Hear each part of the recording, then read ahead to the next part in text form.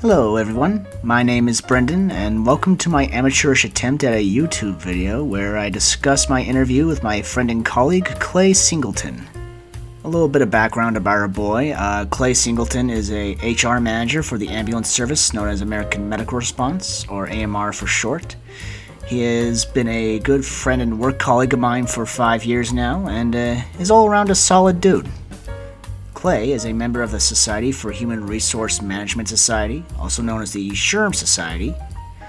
Born and raised in Texas and graduated at the University of Dallas with a political science degree.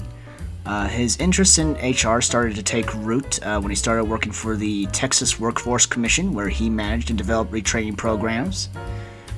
And it wasn't until he started working for the Foundation Consulting Groups, a transport broker, where he practically built the HR department. His words, not mine. That's where his interest in HR really took off. And fast forward a couple of years later, he moved to Colorado and started working for the ambulance service known as American Medical Response. Upon inquiring about Clay's management style, he likened his methods to the servant-style leadership, which actually, this is kind of interesting. I didn't know about this until conversing with him about this. The servant-style leadership is, in summation, a style of leadership where you work for the employees don't necessarily work for you. And this is actually not that old. This style of leadership was coined by Robert K. Greenleaf, this gentleman in the picture to the right there.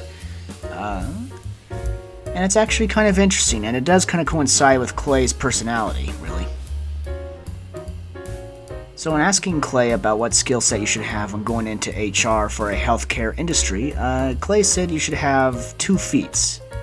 The first feat is a flexible mindset, and given how dynamic and ever-changing the healthcare industry is, I could see why. The second feat that Clay really endorsed was communication. Given Nancy J. Niles' description of HR in her textbook, you do need something of an extroverted mind to be constantly communicating with employees and managers on a daily basis.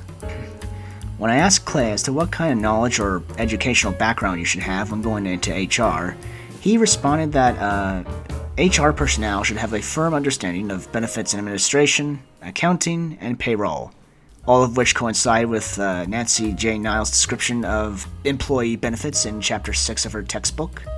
Clay also said that HR personnel should also have a firm understanding of not only labor laws, but healthcare laws as well when going into HR for a healthcare organization, something Nancy J. Niles extensively covers in Chapter 2 of her textbook, HR-Related Law.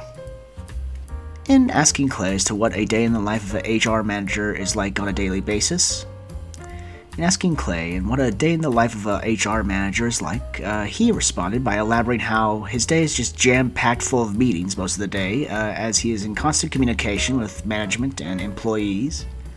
On occasion, he will resolve employee issues should any arise, something I could personally attest to, as he helped me out of a sticky situation not too long ago.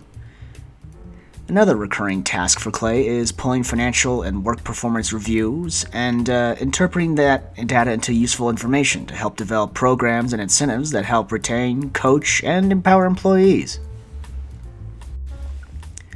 After asking him about his duties, I then proceeded to address the big elephant in the room, which is the COVID-19 pandemic. And much like every other department in our company, as well as many other companies for sure, there's been a huge emphasis on telecommunications, with another emphasis on remote working. Like me, he is also forced to work remotely from home during these trying times, much to his dissatisfaction, as he's such a social butterfly, which is a shame. Like me, he also misses engaging with people on a regular basis like we used to. Because of the COVID-19 pandemic, addressing and investigating employee issues has become a little more difficult. It's still doable, but a little more difficult since there's not so much of a in-person response or much of an in-person investigation.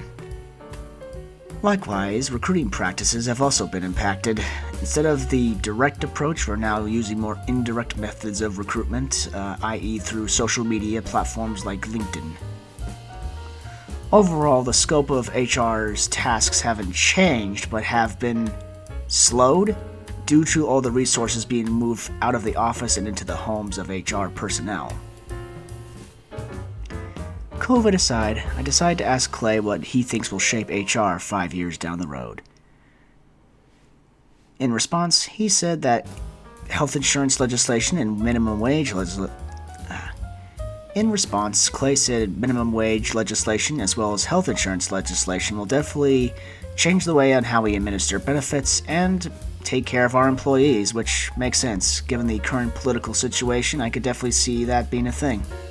Given how now President Joe Biden campaigned on a public health insurance option as well as lowering the Medicare eligibility age, I'm kind of interested myself to see how all that pans out. It's going to be interesting. Overall, it was an affirming experience to hear how much of Clay's occupation coincides with the course material in Niall's textbook. It was also nice to have walked away learning more about not only Clay himself and his leadership style, but more about the inner maculations of the HR department. It was also pleasant to have conversed with a friend I haven't seen in a long time. It was really nice. It was a nice change of pace. This assignment has also further intrigued my interest in HR and furthered my resolve to maybe take up the profession myself. Anyway, this has been the results of my interview. Thank you very much for watching and have a nice day. Thank you. Bye.